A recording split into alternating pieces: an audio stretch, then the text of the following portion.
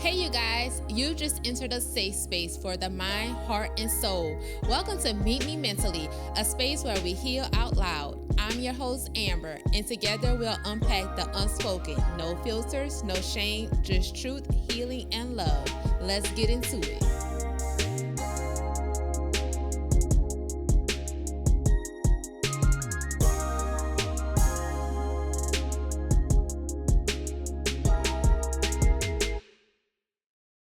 Welcome to Meet Me Mentally, where we are discussing unfiltered truths. Today, we're going to be talking about grieving the life you thought you would live. And before we get into it, I just want to let you guys know that I am not a therapist. Full disclaimer, not a therapist. We are, like I said, speaking unfiltered truths, my truth, and that goes into me jumping in and introducing my guest co-host, who I hope to see, often, Miss Mika Taylor. How are you doing today? I'm doing well. I'm doing very well. Okay, I was girl. excited to be on here, Okay. especially, seeing the first one. Okay, and how you feel about this topic? This topic, as I told you before, is very ironic in the point of time in my life right now. Okay, I feel that. I feel that. So let's kind of, get a little bit into it. I wanted to ask, when you were younger, and how did you imagine your life, and how would you imagine it would look like by now? Is it close to where you wanted it to be? What is your reality today? I don't know. I feel like when I was younger, I was given, you know, regular American family timeline thing, you know, The job, Cosby Show, career. all Yeah, that. Yeah, very and much so. I always tell people like the blueprint for me was like not only the Cosby Show, but like different world. Like you go into college, you meet your college sweetheart, and you live happily ever after. But like, let's keep it real. Like that shit is not where it's at. It is Not P at all. Not P at all. not at all, girl. Like I remember, like my first blog post was literally discussing like where I thought I would kind of be in the relationship that I had. Like I was in a 10+ year relationship, and I knew from just that, like from that relationship, that we were gonna be married, we were gonna have kids, and yeah, that, like you said, not pushing P at all. 10 plus years is a long time, but You live and you learn. time don't mean, yeah, You live and you learn. time is time. Yeah. So, like, how I know you said that you had kind of like a American blueprint of what life was gonna be like. Um, so let's just go down like where it started. How's it going? Where it started, I don't know. I wasn't the type of person. I don't be giving didn't used to give people time of day for as like relationship wise. And I'm just like, closed off. I'm very introverted and I'm trying to be more expressive with myself, be more social, get out there cuz my partner he he friendly, but he be networking, So it's like, I got to keep up, you know. I understand, and for us, it's like in general, people think of grief of like losing somebody or losing a loved one, but they don't really think about how we have this thoughts in our head of how life is going to be, and then when life does not come to fruition of how we want it to be, we don't think about how we also grieve that. And that has been something that I have had to deal with a lot, like thinking I was going to be married by 28, most females, like white picket fence, dog running in the yard, you're on the porch with your kids, all that. And yeah, that ain't my life. I mean, for sure, I have definitely grieved, and I still grieve a lot of things that is not happening like I want it to happen. Um, and so that's something that by day I have to like talk to my therapist about. And I mean, she's like, you're still young, but I'm like, yeah, like comparing to, and I have to get out of like comparing my life to like friends or acquaintances of mine, because I have that for like a bad habit. Like, this is happening for this person, why it's not happening for me? Or I did this, I was taught to do this, that, and the third, and this, that, and the third is going to happen, and it hasn't happened. And I know for you, you have a partner that's a little bit extroverted and you're a little bit introverted. So how has, growing up, have you, I'm sure you saying that you've been like that most of your life. Yeah, definitely. Definitely most of my life. So how did you meet your partner being an introvert?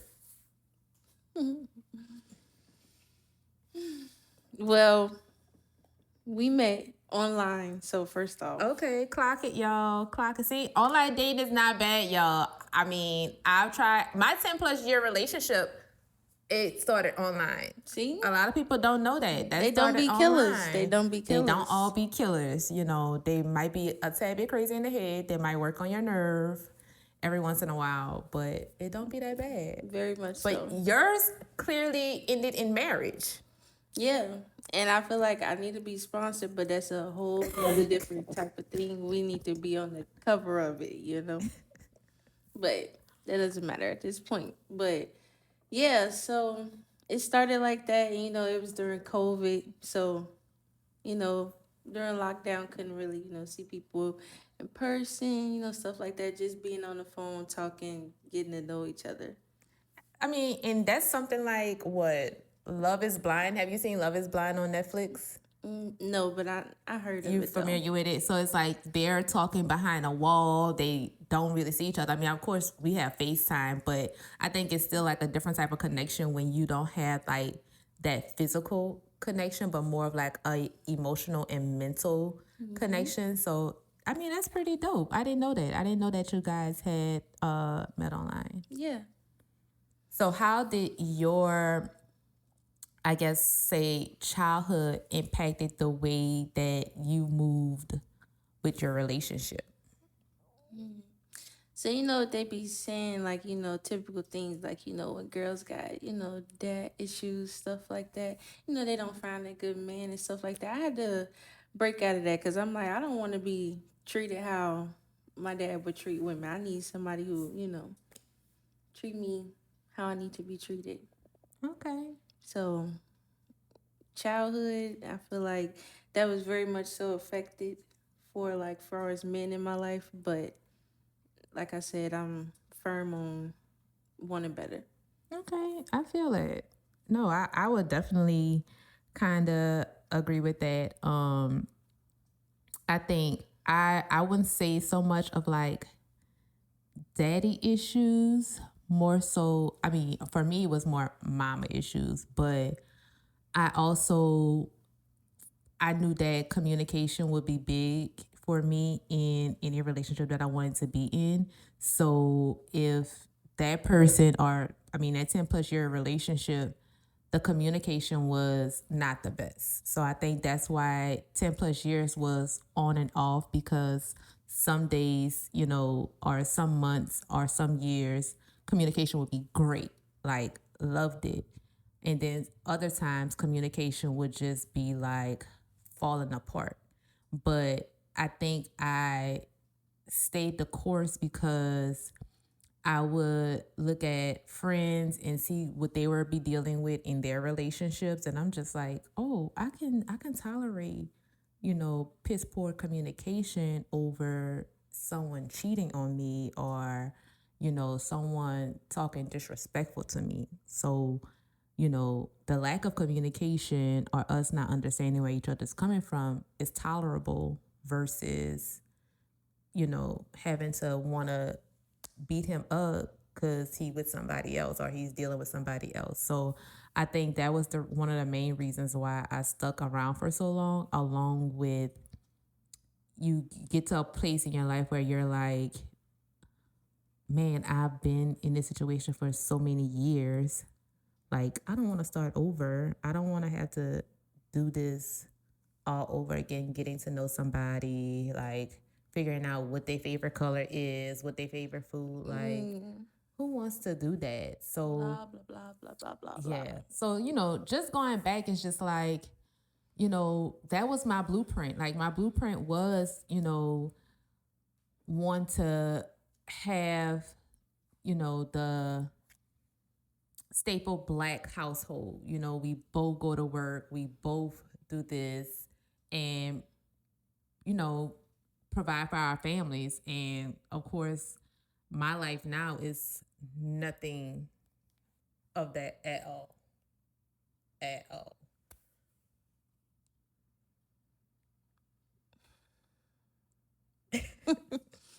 It's a lot to just take in because you like, damn. And then it's like at the same time, it's like I really truly feel what you're saying, but I'm like at the same time looking from outside in on your life. I I think you have a beautiful life. Oh, thank It's the way you. God intended it to be. Hey, and I have to kind of think about it that way. And at the same time, like, I go to church and I'm like in church and I'm thinking, like, God, I feel like I've done so much good. And I'm like, I don't want to say that I be questioning it, but it's like, where is my happy? Like, and I think that's what I be grieving. Like, where is my happy? And for me, I remember like being in therapy and I'm just like, I've went to college. I've graduated. I've done all these things and I've built this house. It's a beautiful house and it's like I don't have the husband and I don't have the kid to, love on and appreciate. And I realized like I used to love cooking. Like love cooking. And hey DoorDash, if you're listening, I'm looking for sponsorships because I DoorDash every single day of my life. But anyway, side note, I used to love cooking and I realized like I stopped cooking because it's like I would cook a spread and it's like it's just me. Why I'm cooking this spread of food and I'm not gonna even eat half of it. And I had to get in my mind like I used to cook because like I in my mind I'm thinking I want to prepare a meal for like a family, like thinking about the kids sitting at the counter and like even like the weight of my 10+ year relationship, like I built because he had a child. So I had built that relationship in my mind thinking like, okay, I'm gonna be stepmom. So everything that I did was to include him. It was all about inclusivity. So it's like when I moved to Ohio, I got this townhouse and I remember specifically like looking at this townhouse and looking at where it was located, what was like the atmosphere of the schools, was it in like a good community, like did they have playgrounds around? And I really thought about it. It wasn't for me. It was for him and his child. Then when I moved home, everything was planned in accordance to like, okay, I'm gonna live here for so many years, we're gonna save money and we're gonna, build a home, and that didn't happen. So it was like so much grief. And I think also with that grief I took with me when I built his home. Love my home to death. But at the same time, it's like it does get extremely lonely when you're sitting here and you have no one to like, cuddle up with a blanket or have a child just like hop on top of you and things like that. So, I'm not sure, you and your partner are pretty young, but I'm sure like now that you guys are married, that is still something that, probably plays in your head at sometimes too, right? Actually, yes. I feel you on the whole entire thing. I'm gonna be very vulnerable. I'm not gonna get emotional. Girl, look, that's what But this is about. It's about meeting each other mentally, I girl. Because, know, if you but get look, emotional, let me say, I've been crying for it's gonna be 3 weeks on Monday. I've been crying for about 3 weeks straight. And I want to come on here and just, yeah. So that's why I said this topic is very vulnerable to our life right now. I am, I'm not going to, I don't like the word miscarriage. I really don't. So I say fetal demise. 17 weeks. Craziest time of my life, August 11th, 2025. We just had so much planned for bringing in a child, being a family, being a mother, a father, you know, You about to get me emotional. planning ahead. It's just like, you know, schools thinking about who they gonna be, what we gonna teach them, who they gonna make of themselves. Who are we gonna be as parents? Are we gonna be the parents that, we always longed for, wanted to take care of them, to hold Yeah. them, to give birth, experience so many things? So you dealing with multiple forms of grief. Like you dealing with a grief of loss of a child and grief of a life that you thought that you guys were going to have. And not saying that you won't have, because I'm sure that, you can still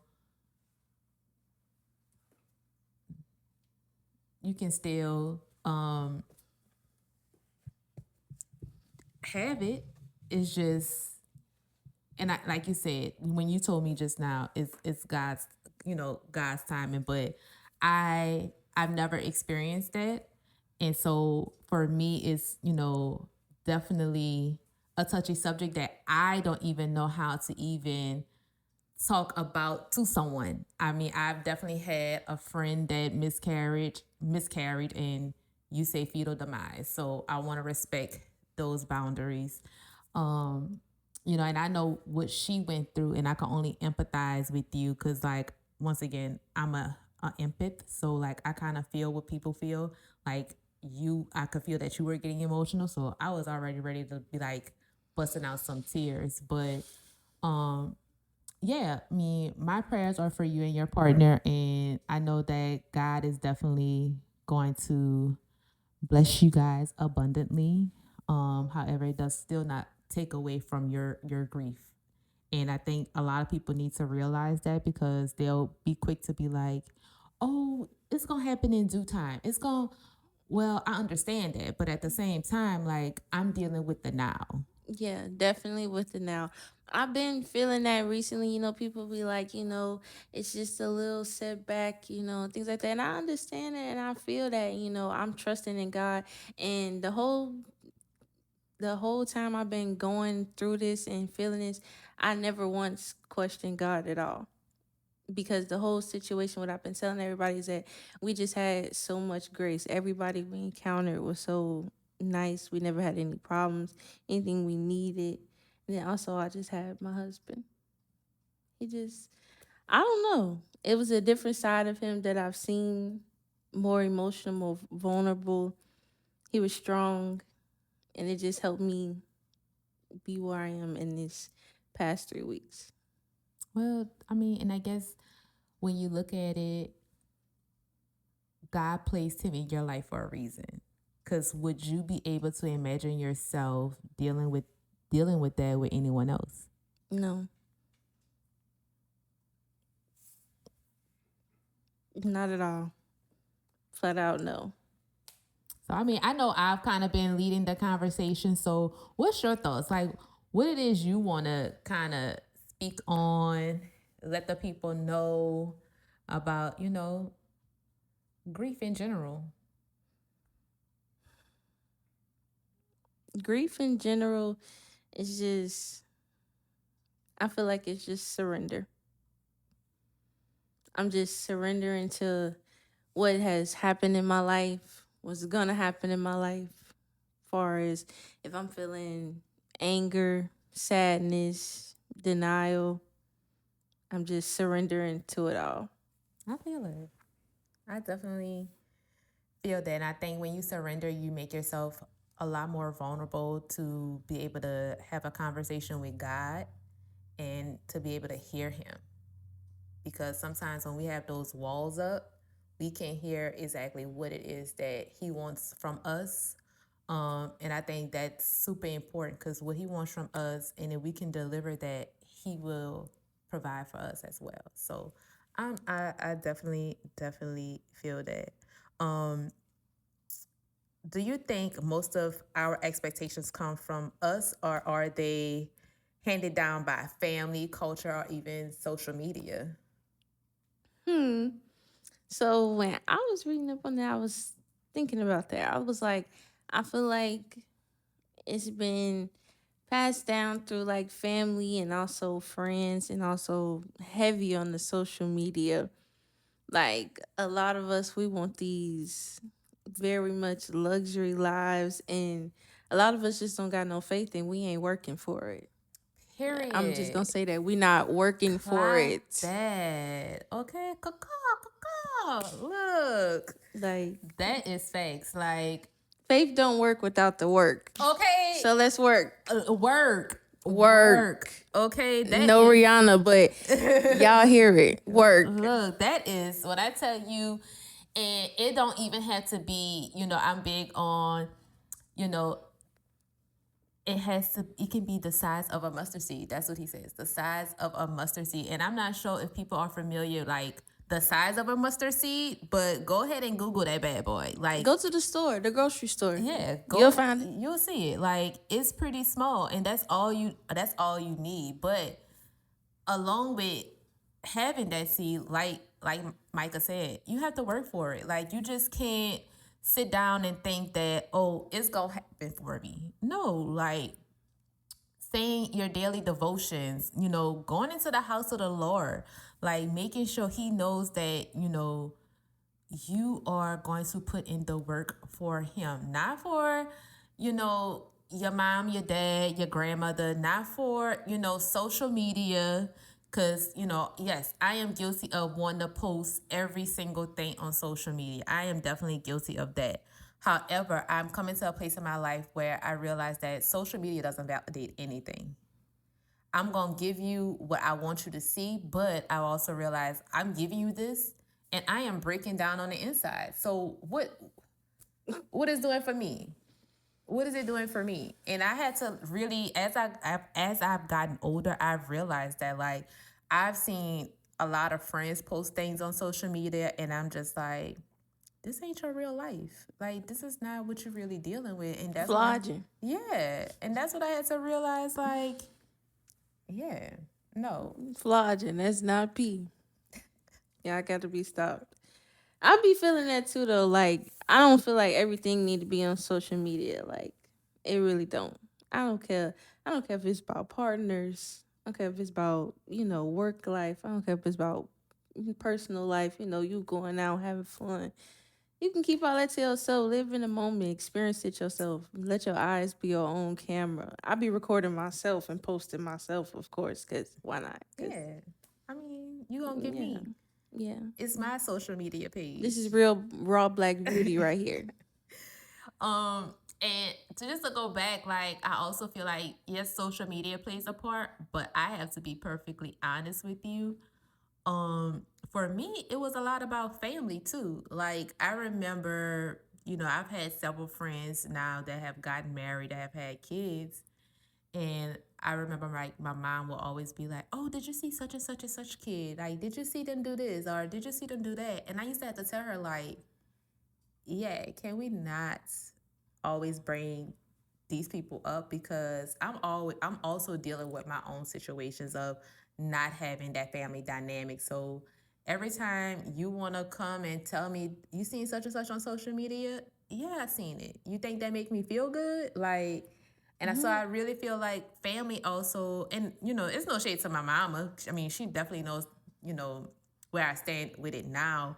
But at the same time, I had to realize, like, I had to start putting boundaries up. Like, I had to, let them know, like, this is hurting me, not helping me. This is, and I know that they were, or she wasn't meeting any malicious intent by, telling me this. But at the same time, this was something that I craved, that I longed, and that I was grieving because I didn't have.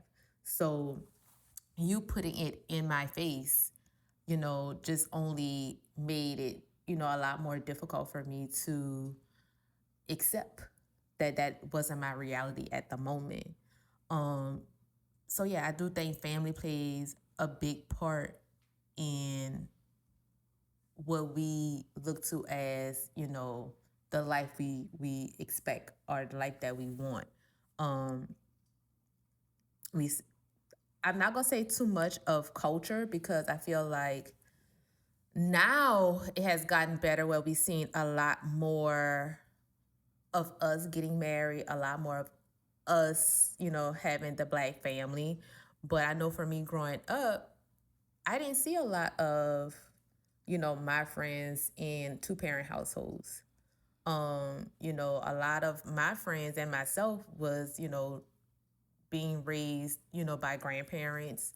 And not to say that my mom was not in my life. My mom has always been in my life. My dad had always been in my life. But it just so happens when, you're that firstborn, sometimes the grandparents just seem to take control of everything because they are know-it-alls. But now that we are living in a society where the black family now is being amplified, should I say, you know, is something that I long to have. So kudos to you and your husband because, you guys are the next generation. You guys are, what younger kids are going to aspire to want to have.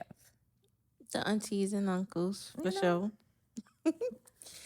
Uh, But y'all more like big brother, yeah. big sisters. I'm more of like the auntie age group. So to bring back to, where it all starts, um, have you had a moment when you realize how, oh wow, like this is the life I thought I have isn't happening? Trying to think. Like, I feel like I have in like a older me, like a past version me. And it's like I haven't thought about that and felt like that in a long time because I put that behind me and all of that. But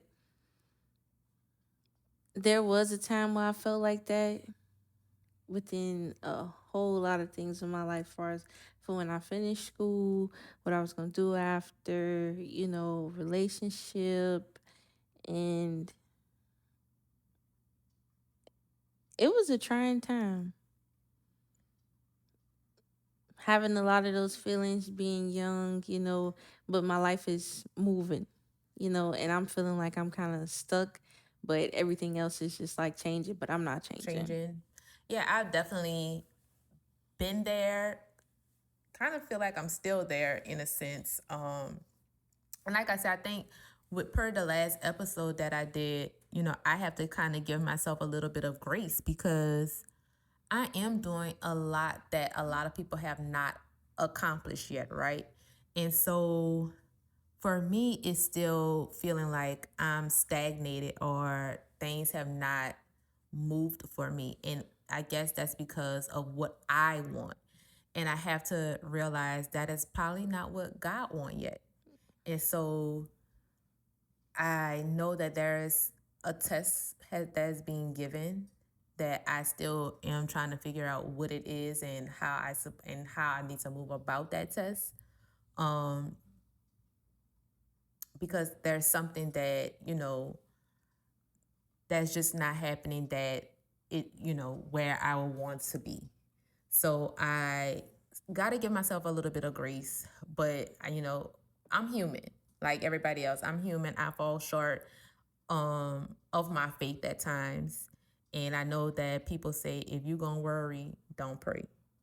So I'm trying to get to that point in my life where I am doing less worrying, more praying, and just seeking, you know, what he has in store for me. Will I say that I'm not gonna grieve the things that I long for?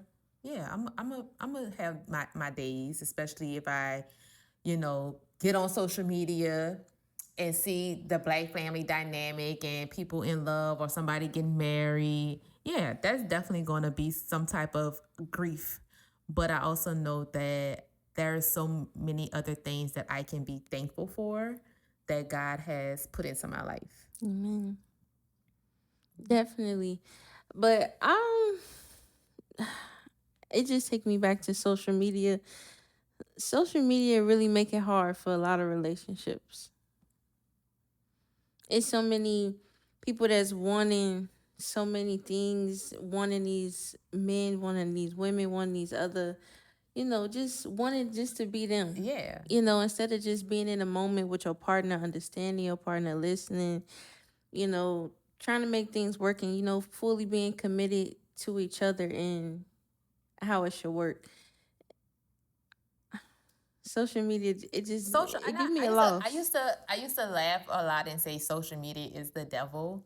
But a part of I'm social starting to media, understand yes, that. I'm a starting to part of feel social it. media is most definitely the devil. I'm definitely starting to feel that. Like, when our grandparents used to be saying that phone and all that stuff and the internet be the devil and all that. I'm starting to feel that. Like, I used to think they was tripping. Nah. So let me ask you this: what emotions has hit the hardest for you? Regret, sadness, anger, guilt. Hit the hardest, man. Because how old are you? 25. Okay, you young. Yeah. You young. So you still gotta. I'm 10 years, 10 years auntie on you. Mm. So I My think sister, my older sister. so I think for me, I might have a lot more emotions that might have hit harder for me because I've, experienced probably a lot more than, you know, I've experienced 10 years more Yeah. than what you 10 have. more years of life. That's a, yeah, for sure. And you think about it and you're like, oh, that's not a lot, but then That's a lot. that's a Because a lot. lot be going on in a year. A lot that went on in the past 6 months, baby. Yeah. So, I mean, and not to take away from you, but I think all emotions for me have hit the hardest. I've experienced sadness, I've experienced anger, and recently it's been a combination of all of the above because for you it was fetal demise, but for me it's having to hear that I may not be able to conceive.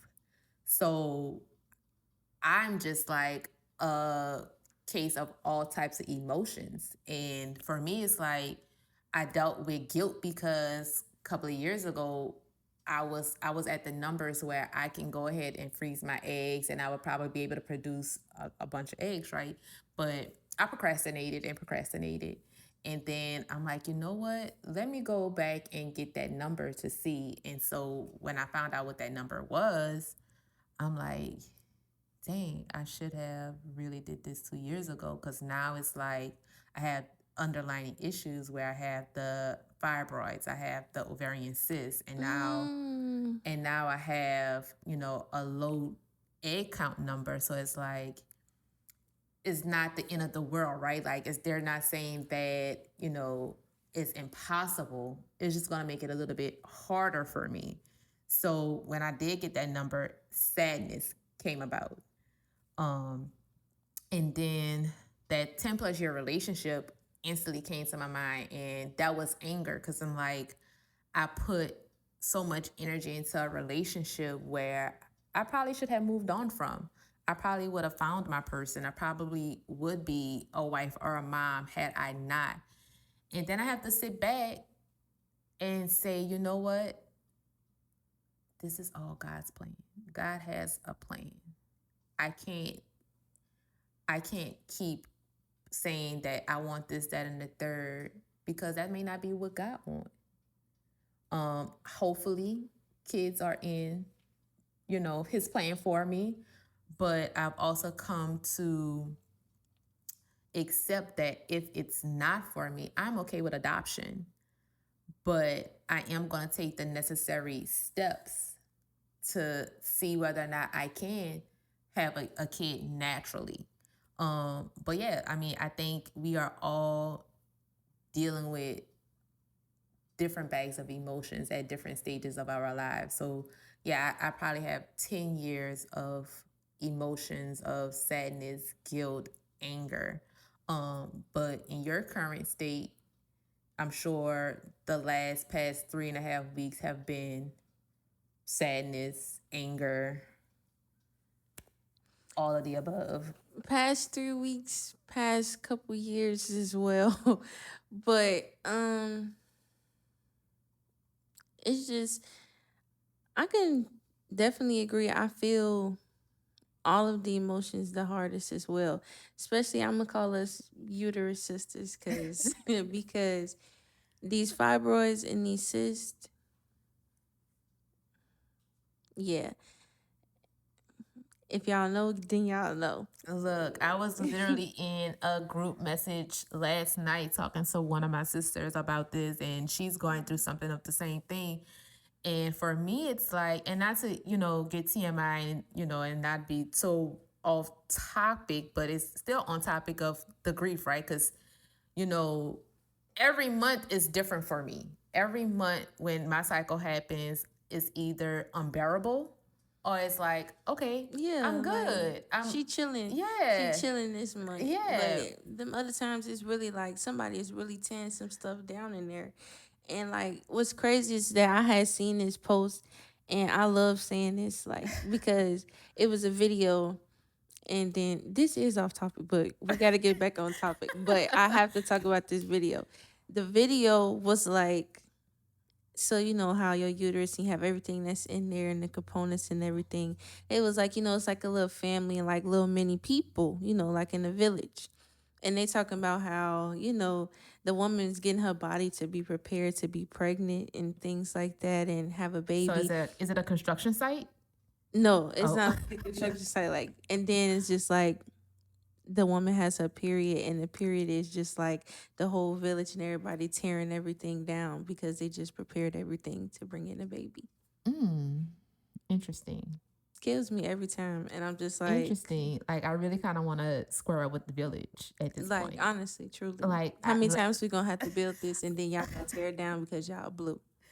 like I remember like the beginning of this month, I had hit up my boss and I'm just like, say sis, I work from home, but I'm like, say sis, my uterus literally feels like it's falling out of my body. So I need to lay down. yeah, be putting in a sick day. And she's Yeah. like, oh my God, I hope you feel better. And I'm just like, girl, look, you and me both.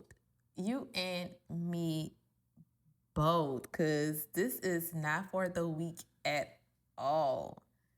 At all. But to get back on this topic, y'all, because look, I could talk about That's my grief right reproductive there. system. Yes, that is grief. That That's is anger. anger, sadness, everything. Regrets. I regret some of the things I ate that month, drank that month because all that they be saying it be affecting it. I just be through the roof. Look, Sometimes I be mean to my man. It just be yeah. I'm sure he understands though. Like he better understand. He don't have a uterus. He gets me. He gets me. Look, but we're gonna hop back on subject, y'all. I'm sorry, but when we start talking about my reproductive system, I could talk about that all day, On and every on day. and on. Sorry. Look, I feel it. We gotta clock that too. Um, do you think we can sometimes feel embarrassed to admit that we're grieving our life plan? Like for me, I know that um I've become more open to letting people know how I feel. I've come more open and I'm not and I guess because of Meet Me Mentally and the blog, but I think I've come more open because I know that I'm not the only person. And that is one of the reasons why Meet Me Mentally was started because I wanted to meet people who kind of were feeling how I was feeling. So, do you think that, have you felt embarrassed about admitting, your grief about certain things? Um, and if so, why? I feel like I used to feel like that. Like I don't want to say, well, when I was younger, even though I'm only 25, but from teen coming to adult Oh age is yeah. crazy. It's very crazy.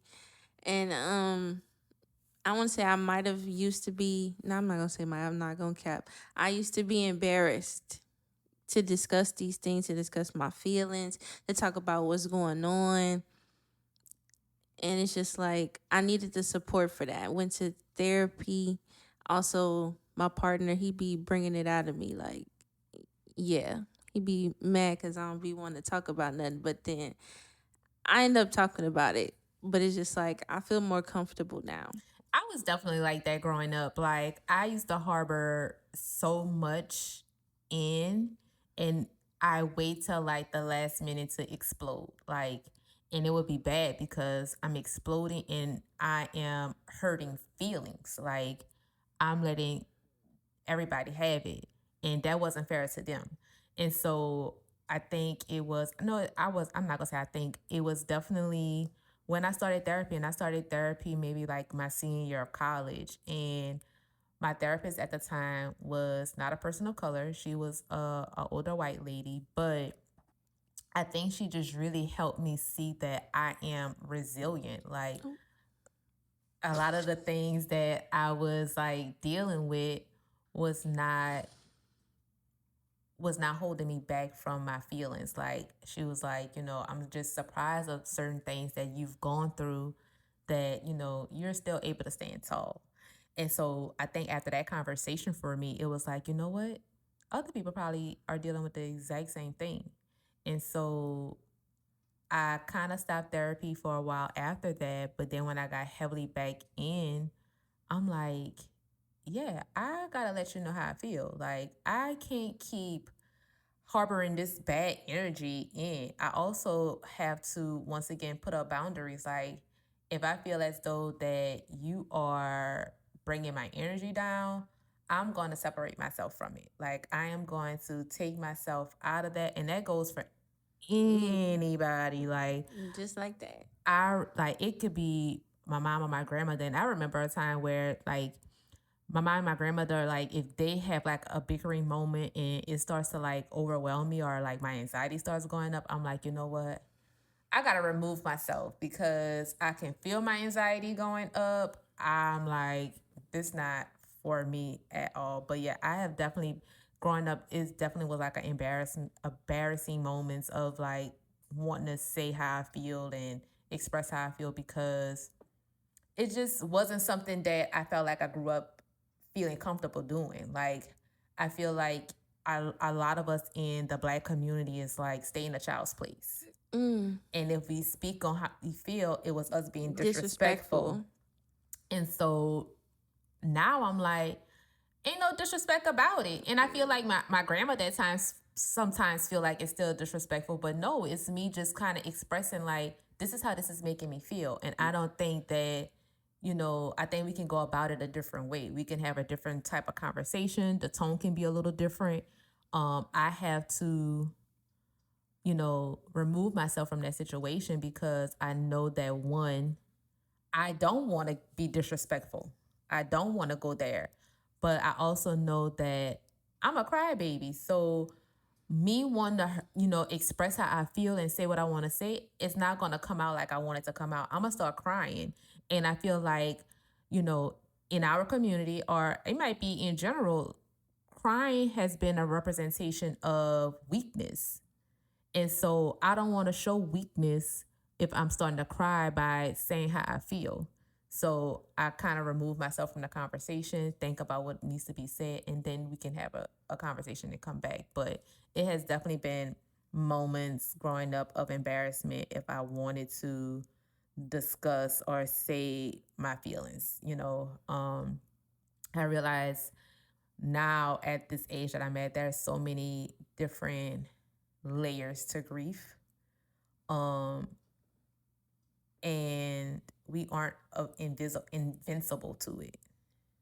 Definitely not invincible to it. And it's crazy because you don't realize at, there's so many stages of it in your life. Like, high school, you probably was grieving Mm-hmm. something and didn't even realize it. Like, and even when it comes to mental health, you Yeah. don't realize like you're dealing with anxiety or you're dealing with depression at certain levels in your life. You Like, really don't. And like it really takes time for like people to really like establish that within themselves that like they actually going through something mentally and emotionally traumatizing towards them.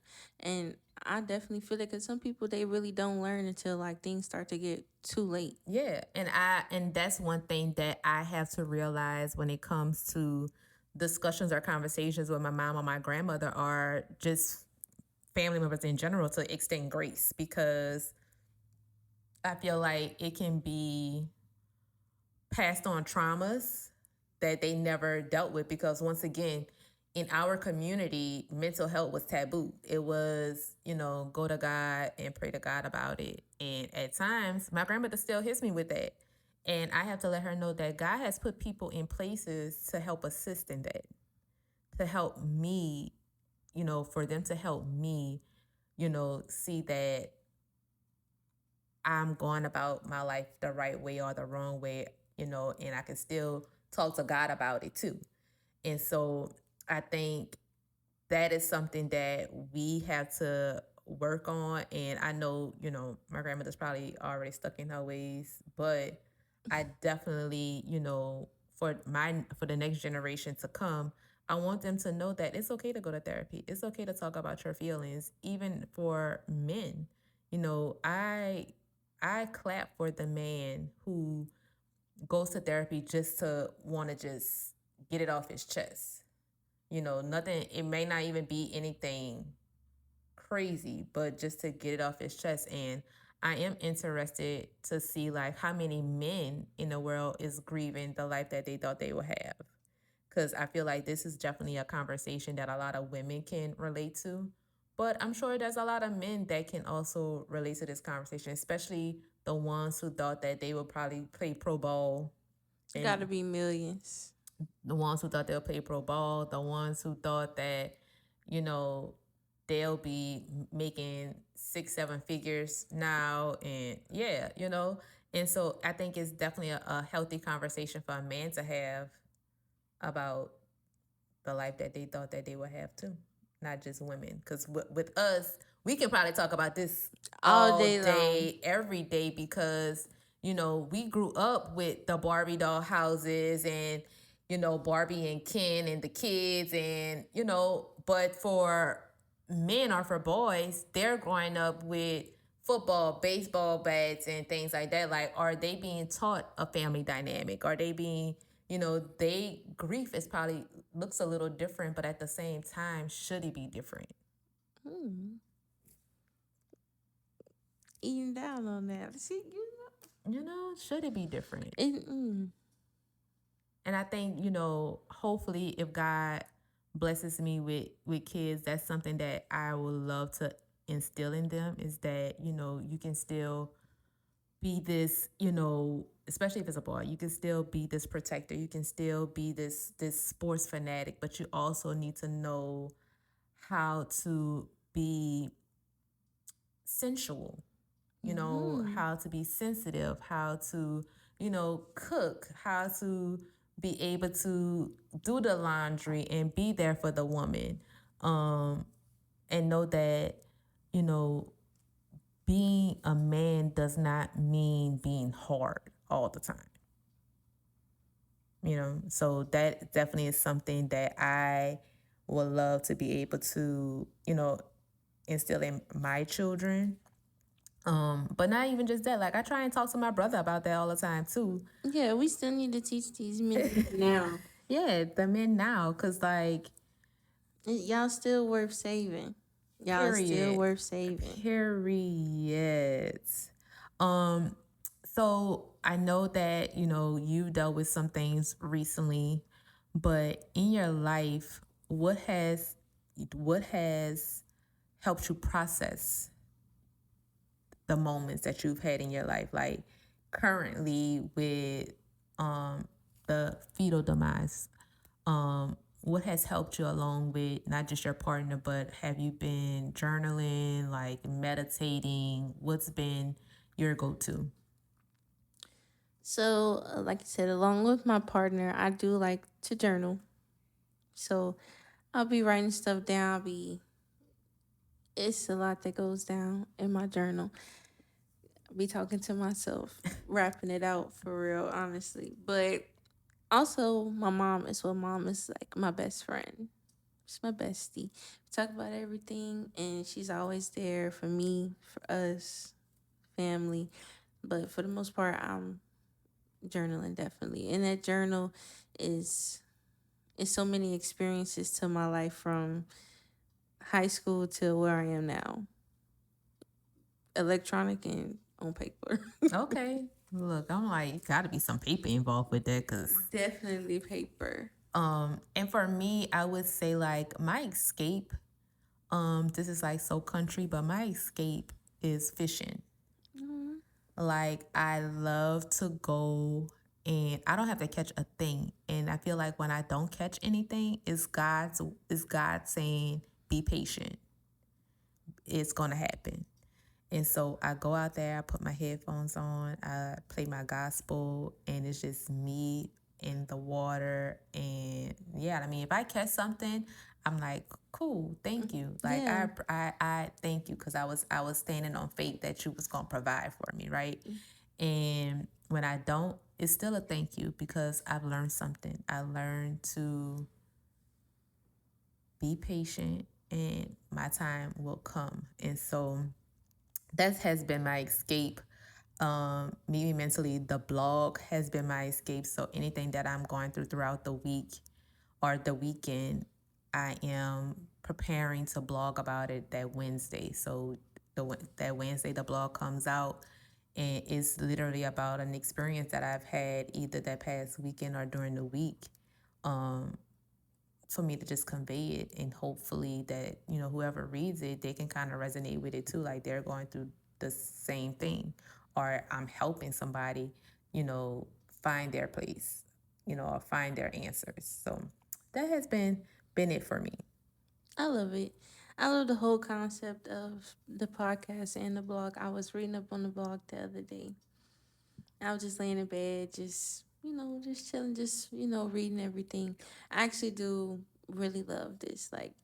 I'm proud of you. This is very good. Oh, You're doing thank well. you. And I mean, I appreciate you um just taking the time out to want to even be a part of it. Your spouse for helping, just make this a reality for me. And I know that I'm not gonna get emotional, but I know that God will definitely have bigger plans for all of us throughout this.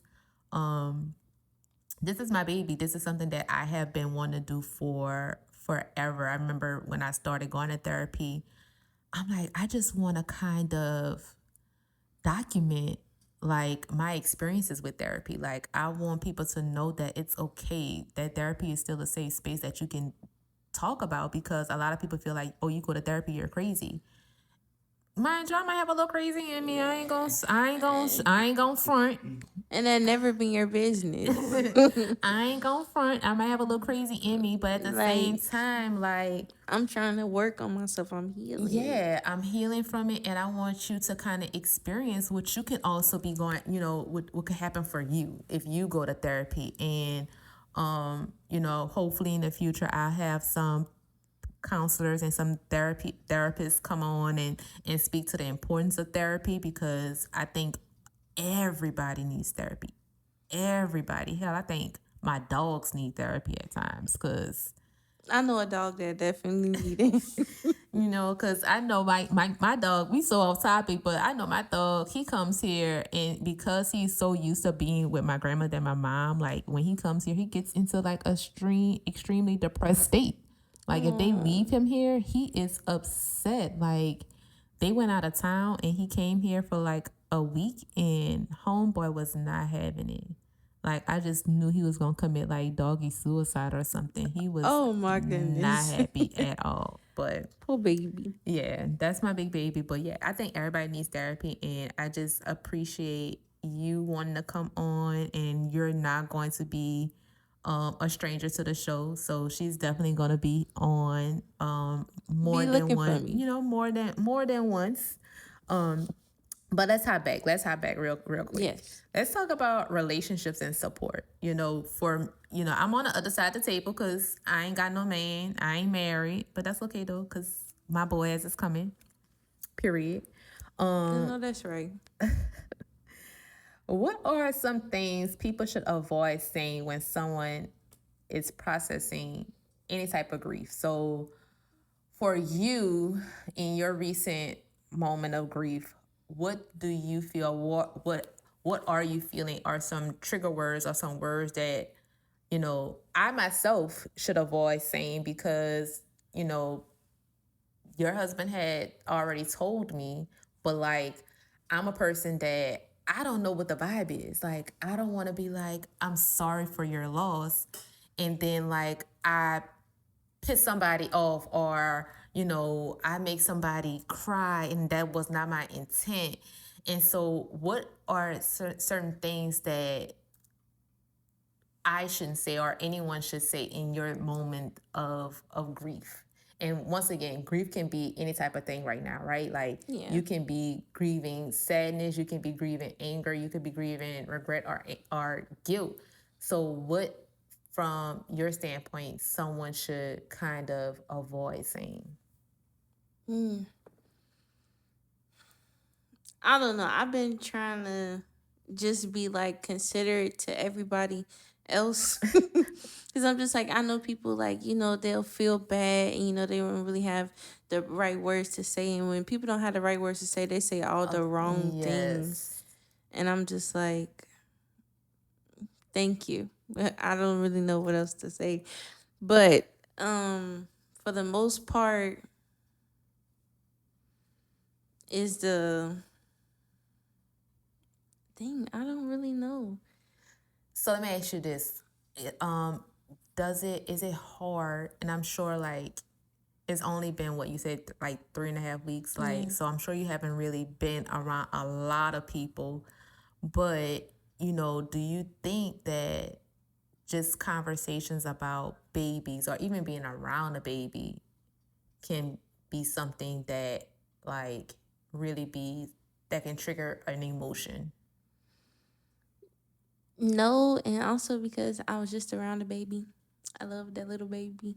And I love babies, period. And it just felt, warming because he just wanted to be on me. I was like, you sensing my little mommy senses or what? But it's just a beautiful thing. I love babies. I don't wanna be clouded because of my own personal experiences towards these gifts that were given to other people. I feel that. I know for me,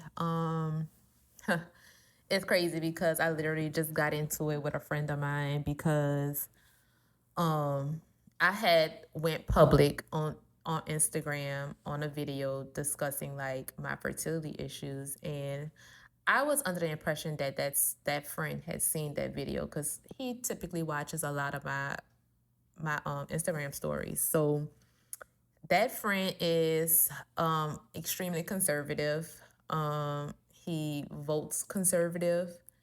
And so that is something that I often have to like deal with because I'm not the most liberal person, but I'm also like the current administration that we have like does not align with my morals over our values. So Yeah. no, they're not getting my vote, right? And that's how I vote. I vote my morals and my values. And so a lot of people would say that I'm really straight down the middle when it comes to a lot of things. But this particular friend, like, we share in the morals and values, but he is very right winged. And this is not a white man, you guys. This is a black man who have black daughters, like, and love him to death. Like we are really like best friends. And so, he sent me this post, and once again, y'all, this is unfiltered truths. Like I do not sugarcoat. I want you guys to get all of me. So he always sends me posts, political posts, because he believes that I can be a great debater with him, and because I enjoy politics a lot. So he sends me this post about trans people and how the numbers of trans people have gone up. And my response back to him was, I don't allow for what others do in their life to affect me. Like, if you are trans, you're trans. Like, that has no bearings on my life. Has nothing to do with how I live my life. And he sent back a message and said, well, when you have kids, Excuse me. yeah, when you have kids, you'll understand. Almost said a word. Almost said a word. And so that was like literally taking a match, lighting a match, and putting it on Straight gasoline. And I had to literally, I was furious. When I tell you I was so mad, earlier y'all heard me clicking my phone. Yeah.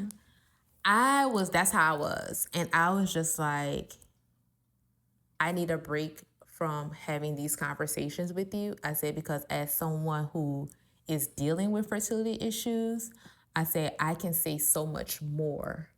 Because not just that, I'm a believer in no sin is greater than the next sin. That is my logic when it comes to anything biblically. And I feel as though, he and the mother of his child aren't married. They live together. So I'm like, what's the difference between you shacking up, having kids out of wedlock, and a trans person? Because if you feel like a trans person is sinning, what are you doing? And so I was like, we have to cut this out right now. Like, we got to cut it, because I felt like I was going to go too hard, and you can't take back words, and words hurt. And so I said what I had to say in regards to that, and he sent back a message apologizing. He even called, and I didn't answer. I literally had to call my grandmother to calm me down. And my mom was just like, well, Amber, everybody does not understand about the fertility. And I'm just like, it's not even understanding about that. It's just people need to start getting into their heads to leave women uterus out of the conversations. Everything. If you're not a woman, you shouldn't be speaking on it. Right. Period. And that's my thing. I've had so many people to be like, when you having kids? Well, when you gonna get off my uterus? When you gonna do this in your life that you got going on? Right. And that has been big for me. Stop asking these types of questions. You don't know what is going on with anybody. And so for him to be like, when you have kids, yeah, I just don't think that should be the picture of the reasonings as to why I should feel a way about trans people. I have so many friends and family members that are part of the LGBTQ plus community, and I love them all the same. What they do has no bearings on my life. No type of bearings on my life. God died for our sins. So guess what? That's up to them when they go to wherever they go and have that conversation with him. I don't have to have that conversation for them. They have to. And just like he will have to stand before God and tell God why he didn't marry, or why he had kids out of wedlock. I mean, and that was just my yeah, and look, and even with that, people are still entitled to live how they want to live. What they do does not pay my bills, does not help me sleep at night. And that's where I'm at in my life. I'm not about to, let that affect me. But to bring it back, those are the things now in conversation that I would like for people to avoid with me, is talking about a family dynamic, or having, I'm not gonna say having kids, because that's normal conversations, right? But I also want them to open up to knowing that not everybody is the same. Like it doesn't look the Yeah. same for everybody. So that would be the avoidance part for me for sure. And for me to bring that back up, I'm clearly not over that what he said, but that I wouldn't be definitely, either though. I ain't lying. yeah, that definitely kind of stung, especially knowing that it's still kind of fresh with the whole fertility thing for me. So yeah, that was definitely something. I don't know. I guess like I'm afraid of like, people that know that we were starting a family, and then like the people don't know exactly like what have went on in these past 3 weeks, and then when I see them again, I talk to them again, they And just, they're like, "Oh, when are you due?" Or yeah, when's the shower? When is this? And how you been feeling? And I'm just like, I kind so, do you of think that the way that you announced or presented it to the world that you guys were expecting should be the same way that you announced that there was an unfortunate situation? I don't know, and that's been something that I also been thinking about. I was like, I don't really know if, oh, cracking my knuckles in the camera. Hey, I don't look, really this know is if normal. that's what I even want to do. And I'm just like considering, like, we had to do cremation and things like that. I I just don't know. I'm just kind of like in my own era right now, like with my extended immediate family and friends. Like, if you guys know, then you guys know. I don't Yeah, I I mean, don't know. look, that Some is, people don't deserve, you know. and that's facts. And guess what? Everybody, how should I say this? Everybody don't mean well. They don't. Everybody don't mean well. So those who know are the people that matters, and those who don't know is a reason why they don't know. Yep. And yeah, I mean, definitely, that's how I feel about just people in general. Like, I don't let everybody come to my house because you just don't know what type of spirits crossing over your door. Mm-hmm. And even when it comes to circles, I definitely have a episode that'll be coming, soon about friendship circles and how your friendship circles change over time. Even with that, it looks a little different.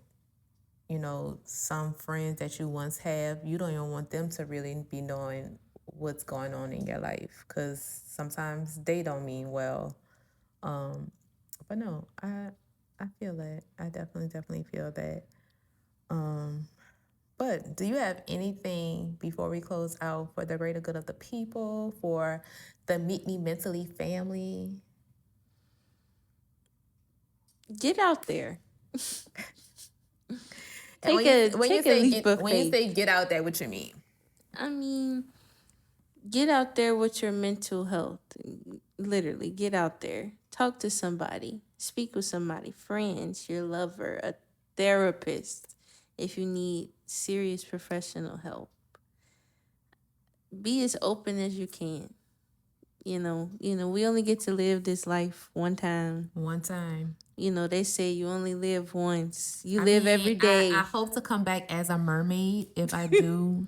Look, because I A love water, mermaid. but I would love to come back as a mermaid if I'm reincarnated. God, listen to me. If I'm reincarnated, reincarnate me back It's into a crazy. mermaid I gotta be because a mermaid. I love water. I love being in the water. But, you know, um, grieving the life that you thought you have does not mean that you're failing at anything. Um, it really just for me it means that you are facing reality, and it's how you want to deal with that reality. You can take it and let it break you, or you can take it and let it mold you into being stronger. And in my situation, like I've said before, I have to allow allow for myself to trust God and that He has a plan for me. And I hope for you and your partner that you know that it's going to also happen for you guys as well. this time in your life is about healing. And I will keep you guys both in my prayers. Because you guys are both your partner is like a brother to me, so you guys are both amazing people, and you guys deserve to be amazing parents, and I know that it is going to come to fruition. And just stand on God's word. Standing on it. Standing on it, you guys. So as we come to a close, you guys, I want to thank you for Meet Me Mentally. Once again, I'm not a therapist, but if you are seeking therapy, I advise you to go to a therapist. You can also send me a DM on Meet Me Mentally. I do have some counselors, some therapists that I can also send you to. Because once again, that is the biggest disclaimer. I do not want y'all saying, "Oh, I'm going to call Amber to get some therapy." Look, I got my own problems. Okay, my own problems. But I do want you to subscribe, like, comment, and share. And let's have these open conversations, you guys. Like, everybody is going through something, and why not meet me mentally? Thank you.